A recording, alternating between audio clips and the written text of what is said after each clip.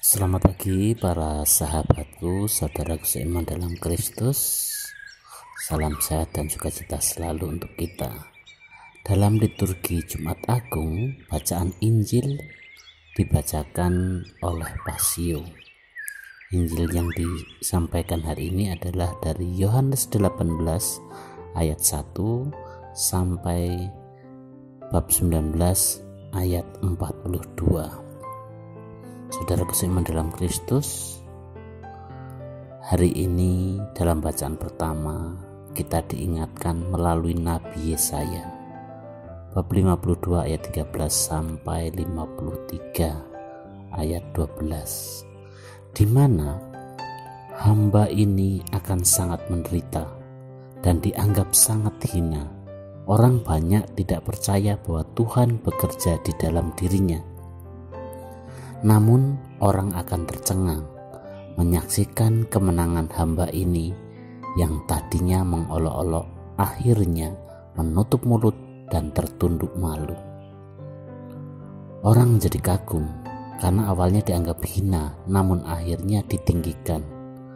Mereka akan melihat apa yang belum pernah diceritakan bagi mereka. Hamba Tuhan akan bertindak secara tepat dan bijaksana hingga ia mencapai keberhasilan di dalam pekerjaannya. Setelah ia menyelesaikan tugasnya, maka ia akan ditinggikan dan dimuliakan, mendapat bagian dalam kehormatan Allah.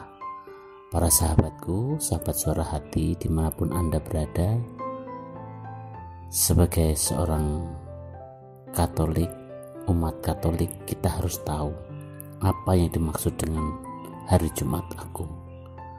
Jumat Agung adalah hari yang diperingati untuk mengenang penyaliban Yesus dan kematiannya di Kalvari. Hari raya ini juga biasa disebut sebagai Good Friday atau Holy Friday. Jumat Agung menjadi momen mengenang sengsara dan wafat Yesus Kristus. Masa ini menjadi hari berkabung, penitensi, dan berpuasa bagi umat Kristiani. Dalam ibadat Jumat Agung biasanya digelar tablo tentang penyaliban Yesus. Kemudian saat misa dilanjutkan dengan penciuman kaki Yesus di kayu salib. Inilah puncak cinta Allah yang telah menghambakan dirinya, mengutus putranya yang hidup, sengsara sampai wafat di kayu salib untuk menyelamatkan manusia, menyelamatkan kita semua dari kegelapan dosa. Injil Yohanes mengawali kisah sengsara Yesus dengan kisah penangkapan Yesus yang tengah bersama-sama dengan murid-muridnya. Yohanes juga mencatat bahwa Yesus tahu bahwa Yudas telah mengkhianatinya. Perikop ini mengisahkan sengsara Yesus menurut Yohanes. Oleh tradisi liturgi disediakan khusus bagi hari Jumat Agung tiap-tiap tahunnya, tidak terkait dengan tahun liturgi A, B, ataupun C. Perlu kita ketahui bahwa dalam Injil Yohanes terbagi menjadi 3 bagian. Yang pertama adalah memperkenalkan Kristus kepada Israel, Yohanes 1 ayat 19-51.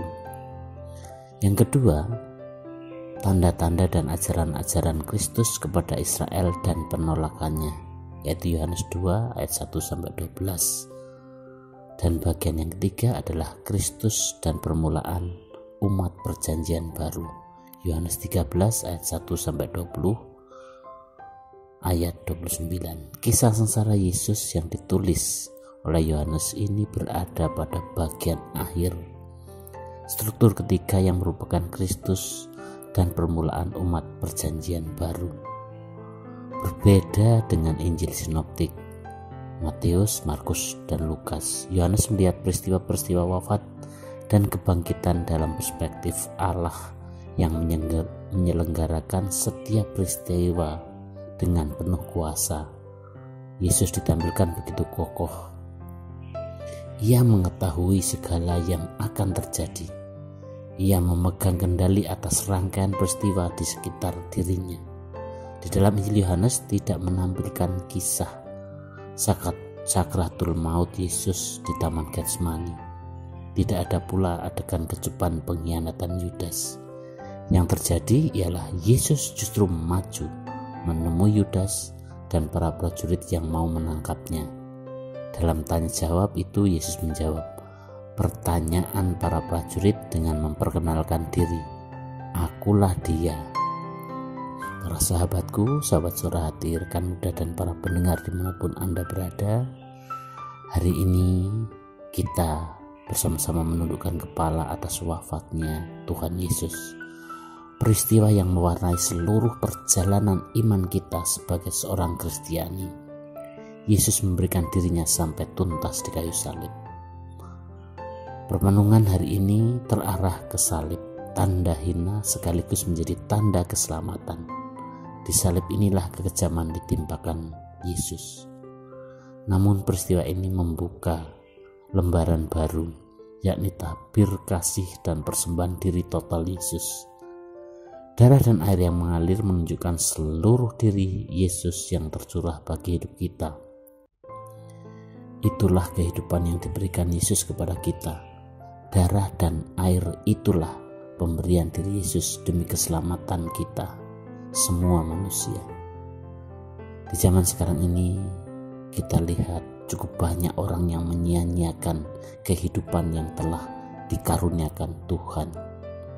Berbagai kekejian telah menimpa hidup manusia, dan pelakunya juga manusia juga.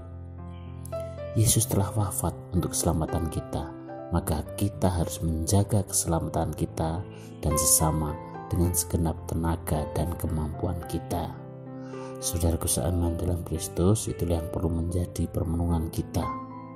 Dan sebagai umat Katolik, kita harus tahu apa yang kita lakukan saat Jumat Agung. Perayaan sengsara Tuhan pada hari Jumat Agung itu terdiri dari 3 bagian. Yang pertama adalah liturgi sabda, yang kedua penghormatan salib, dan yang ketiga adalah upacara komuni. Yang perlu kita mengerti adalah, yang perlu kita pahami bersama, bagaimana saat kita mengikuti perayaan Jumat Agung. Yang itu, gereja merenungkan kisah sengsara Yesus Kristus, menghormati salibnya, serta mendoakan keselamatan seluruh dunia dalam doa umat yang meriah. Yang kedua, suasana ibadat hening tanpa musik iringan sejak perarakan masuk. Yang ketiga, tidak ada perayaan Ekaristi, jadi tidak ada doa syukur agung. Dan yang keempat, tetapi dalam perayaan ini juga tetap ada perayaan komuni, di mana hosti yang telah dikonsekrir pada hari Kamis Putih. Demikianlah yang perlu kita pahami bersama sebagai seorang Katolik, dan mari kita siapkan hati untuk berdoa mohon kekuatan dari Tuhan. Dalam nama Bapa dan Putra dan Roh Kudus, amin. Tuhan Yesus, Engkau sungguh agung dan begitu besar pengorbanan-Mu untuk kami semua manusia. Berilah kami kesetiaan untuk selalu mengikuti teladan dan ajaran-Mu, agar kami pun mendapat bagian keselamatan dari-Mu. Amin. Dalam nama Bapa dan Putra dan Roh Kudus. Amin.